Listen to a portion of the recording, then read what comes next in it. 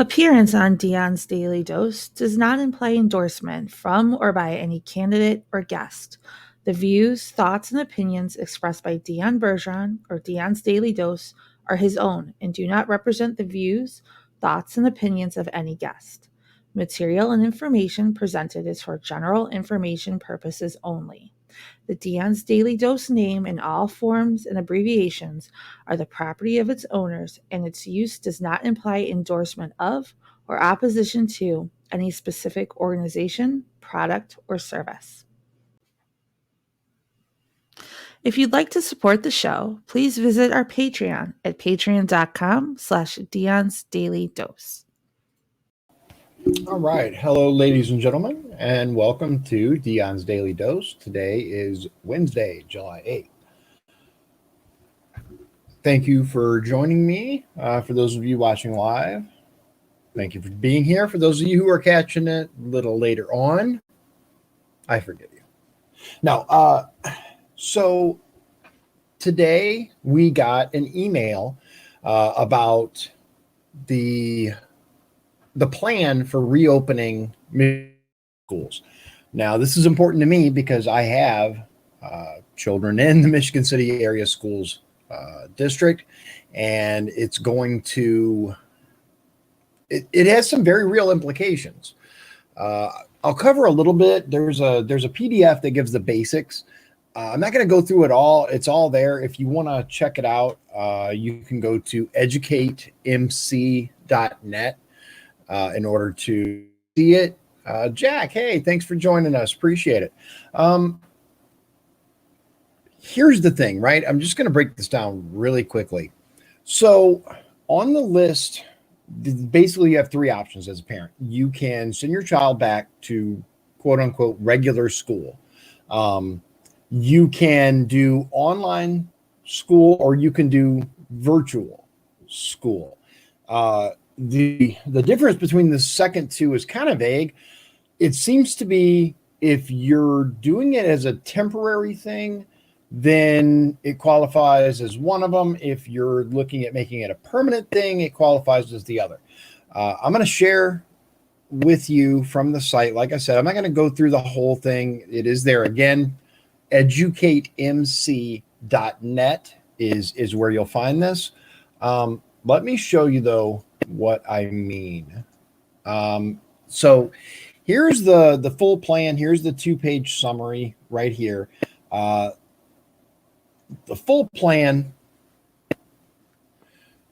Let's go for HTML and see if this works. I know that when I looked at it before, yeah, see, it comes out all weird. We're going to try a different one this time. Let's try EPUB, I guess. Let's see if that works. Yeah, unfortunately, that's not working. Let me show you just the 2-page summary real quick. So here's the options, right? 100% online, MCAS online or MC Virtual Academy, traditional school. So if, as a protocol, if they believe that untested students with symptoms, they will be excluded from school. They must be fever-free, without meds, and symptom-free for 10 days, or have 2 negative tests at least 24 hours apart before returning, et cetera, et cetera. Let's go, though, to what I'm talking about specifically. It doesn't look like, this isn't it.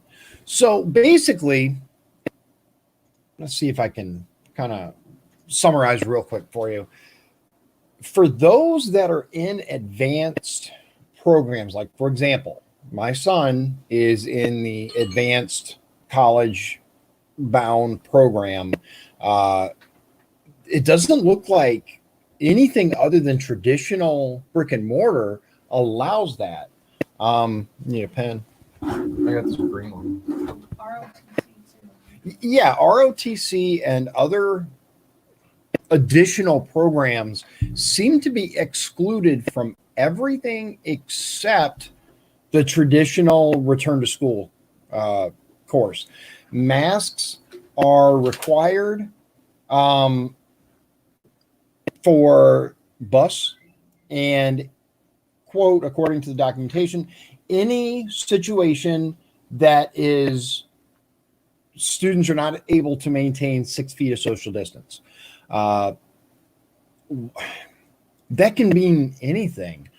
They are, and look, just so everyone understands, I am not advocating for or against any of this. The school's in an impossible situation where they have to make some very hard choices. Trying to get to the actual info. Like I said, educatemc.net, but here is the actual link, mcas.k12.in.us/reopening.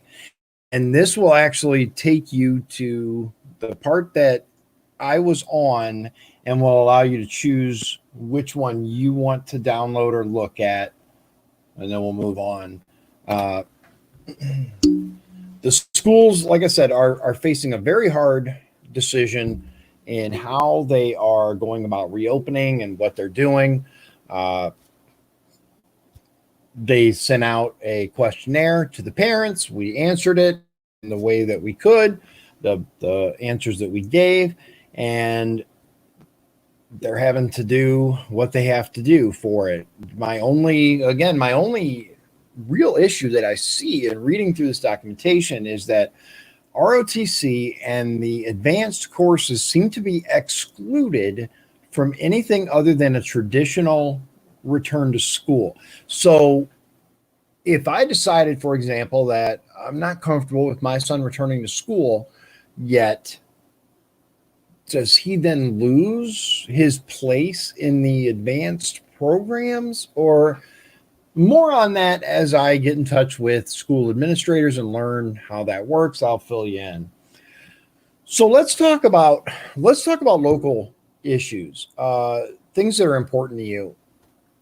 You know, I've seen quite a few news stories lately where we have shootings here in Michigan City. As a matter of fact, I just saw another one that was sent to me. As a matter of fact, let me see if I can bring it up. It was just sent to me today. I think it got sent via text, and I can't bring that up. So let me find it. It happened down by Washington Park. And let's see here. Yeah, see, there's quite a few, unfortunately. May 25th, 5 days ago. Here, let me share this with you. This is just the Google stuff that I'm bringing up. 3 teens hospital. This is June 3rd, May 14th, April 6th, all regarding Michigan City. Look, this is horrific, guys.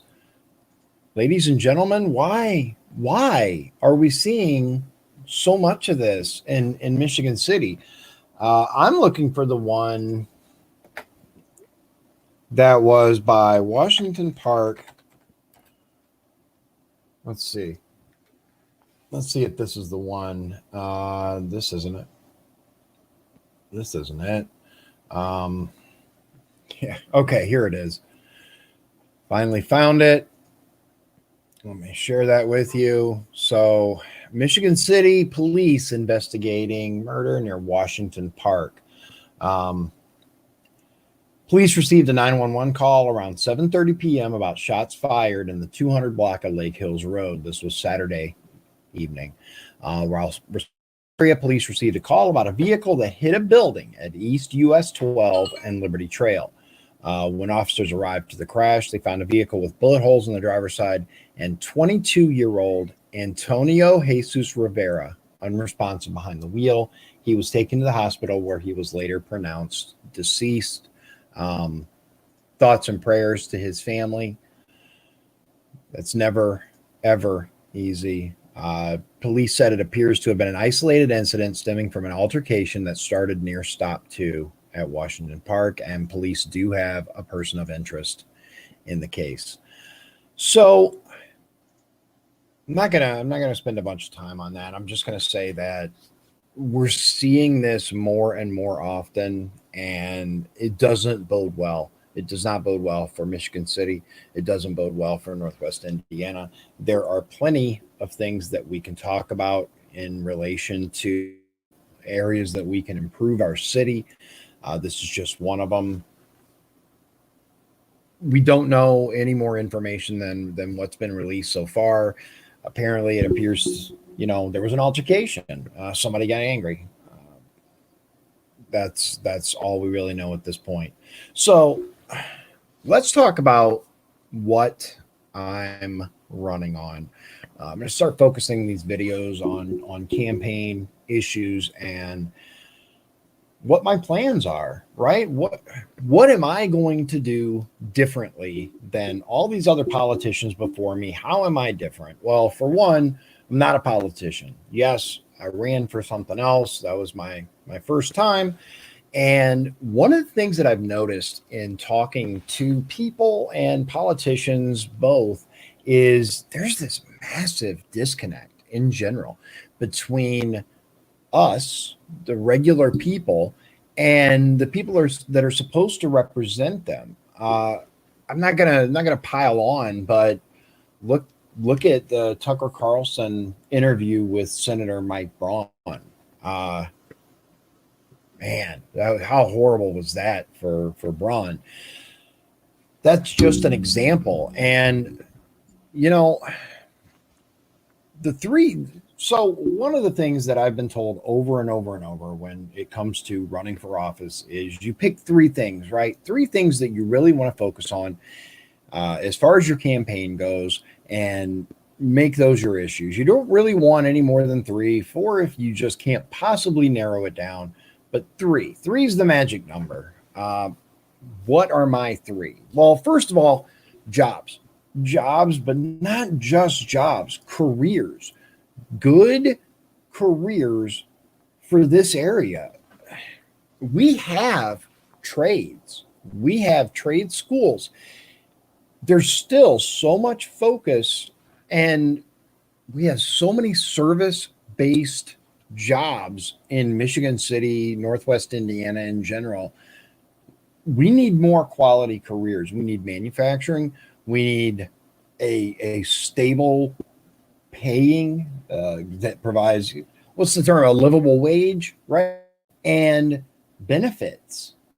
Many of these positions are part time. You can go work at McDonald's, Starbucks, something like that, and get paid barely above minimum wage, not qualify for benefits because you're only considered a part-time employee, even up to a certain amount of hours, right? Or you could become a painter, a tradesman, a carpenter, a welder, all of these things that my understanding is these trades need people, right? They need people. But the people that I talk to in the trades are telling a different story. Well, I shouldn't say that, not the people in the trades, but the people that are applying for. I haven't gotten called back. So how do we bridge that gap? How do we make it to where these people that can do the job get hired to do the job? And I'm going to tell you something. I was talking to someone, I'm not going to tell you who because it doesn't matter, but I was talking about the double track project, right? And they asked me, what's the feeling of the double track project around where you're at, right? And I said, mostly they hate it. Oh, they hate it. Yes, they hate it. Why? Because all of this money, this federal money, this state money, all of this money that's getting poured into this project is going to Illinois. It's going across the border into Illinois to hire the companies to do the actual job, to make the tracks, to do all that stuff. It's all the money's going to Illinois. It's not going here. And the response was, who would we get who could actually do the job here. And that's heartbreaking. You know, a lot of the businesses that have started up here in Michigan City and have subsequently failed have done so because of management or personnel issues. And that's something that I would like to address. I want to bring quality jobs and protect the jobs that we have. Regardless of how you feel about Blue Chip Casino, it represents a massive amount of income for the city of Michigan City and the county of LaPorte in general, Northwest Indiana in general. The current state representative voted against them on a recent bill, and it fostered additional competition right up the road from them. It allowed a Gary casino to become land-based. I'm going to be looking into that more, and we'll bring you more information about that as I learn more. But just like as often happens on these bills, the title of the bill is very misleading. The bill itself, I'll have to get the number, but it's allegedly about sports betting, right? Allowing sports betting at these casinos. So you're like, okay, yeah. And regardless of how you feel about it, it generates on income for the city. And the casino's been here. We're not getting rid of it. It is what it is. Let's also bear in mind that Blue Chip Casino represents, I believe, around 1,100 jobs for the area. It's one of the largest employers in Michigan City. So anything that's against Blue Chip, we really have to ask why, right? Well, this Gary casino was allowed to spend $25 million in order to become land-based. A fee, a fine, whatever. Yeah, just like NWIRDA, created by adding one sentence to the V. I'd love to know more about that later. We'll cover that.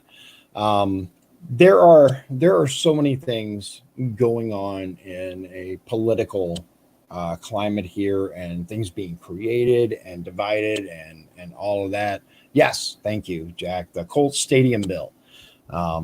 It's really quite intriguing how some of the stuff gets made and how it comes about.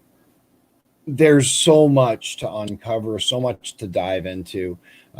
So let's recap. I want to create quality jobs in Michigan City, Chesterton, Westville,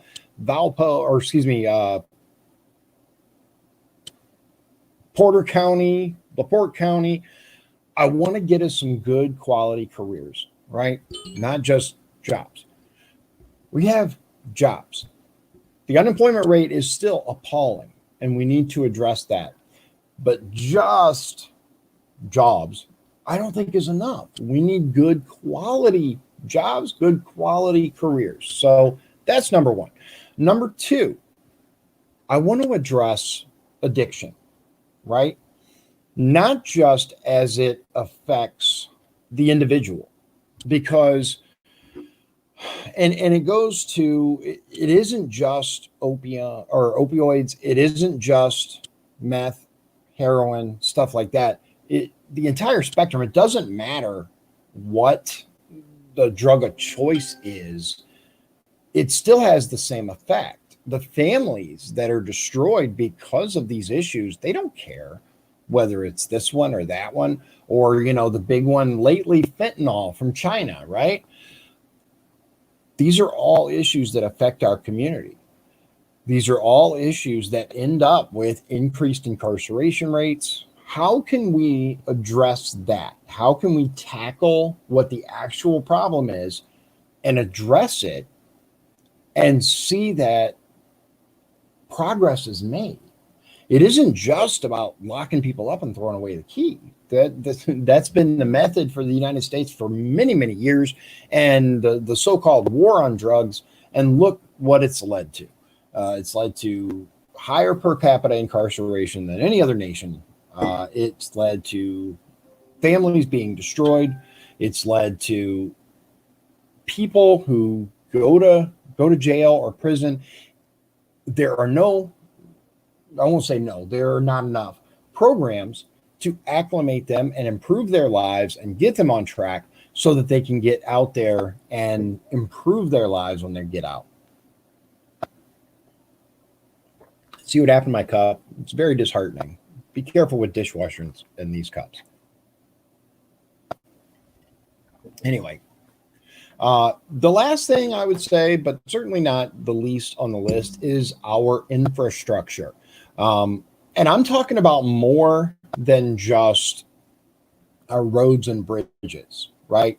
Talking about our fire protection. I'm talking about our police departments. I'm talking about our rural broadband internet. All of these things are needed, especially it ties in with what I said in the beginning with schools, right? Many of these schools are presenting virtual learning or online learning as almost a requirement if things reach a certain point. So if that's the case, right? If they start requiring kids to go, or let's say these people aren't comfortable with the rules and regulations enacted by the school, they're not comfortable with putting their children back into the school in a regular format. What about the ones who live outside the city limits? What about the ones who can't get Comcast or Frontier or CenturyLink or whoever the internet provider is for their area? What do they do? And that's a very complicated, very, very complicated subject that I will have to devote its own video to. But I will tell you that I believe strongly in the infrastructure in Northwest Indiana, but I believe there's a lot of room for improvement. We can make it better. Let's not rest on where we're at. And look, there are a ton of things that I would like to get done in the House. If you elect me, I will be your voice. What's important to you is important to me. But it's really critical for office that you run on things that you believe you can accomplish. I have talked before about healthcare and a registry for the abused. These are all things that I intend to accomplish. But I'm not going to put them as the primaries in my campaign because I've been informed that those are things that are going to require some work. They're going to be hard to do. And more importantly, the average person doesn't know what these things are. They don't understand the direct care provider system. They don't know what that most of us can be involved with it at a moment's notice. The majority of people don't understand it and don't really think about it. I will do a video introducing people to that and why it matters, because it is something that I plan on pursuing, but it will not be a listed top 3. That's what I have for you today. There's a lot coming up. I apologize for the sporadic videos recently. I'm trying to get everything lined up. I finally have access to certain things that I've been waiting on to get access to. So I'm going to start actively campaigning soon. I've got the campaign bank account set up today. So that's done.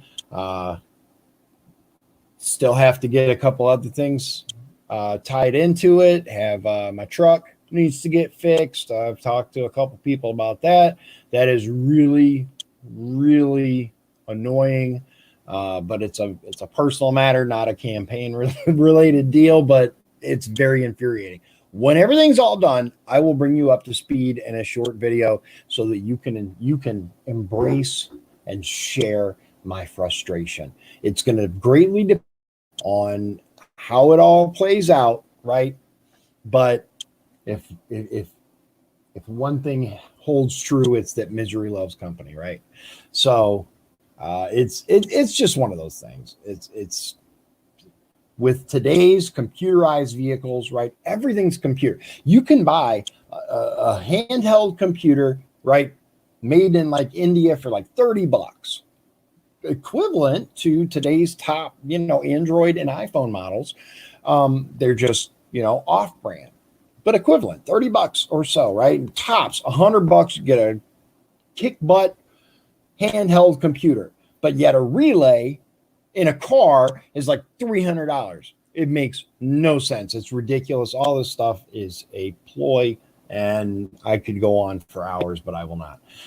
Thank you very much for joining me. I plan on having a town hall very soon, once I get the rest of this stuff lined up, where you can talk to me about the issues that concern you in your neighborhood, the issues that are most important to you and to your family, and what we can do on a state level to fix those things. One of the things that I'd like to believe is, as a state representative, you represent your area to the rest of the state. You are the voice for the people. And you are also responsible for getting state and federal funds funneled, grants and things like that, funneled into your community. And that's one of the things that I'm very, very adamant about, and always strive to get this area what it needs. So thank you very much for coming out, and God bless you, God bless Indiana, and God bless the USA. If you'd like to support the show, please visit our Patreon at patreon.com/Dion's Daily Dose. This has been Dion's Daily Dose, hosted by Dion Bergeron. Executive producers, Sean Holgram and Michael Beebe. Copyright 2020. Dion's Daily Dose, all rights reserved.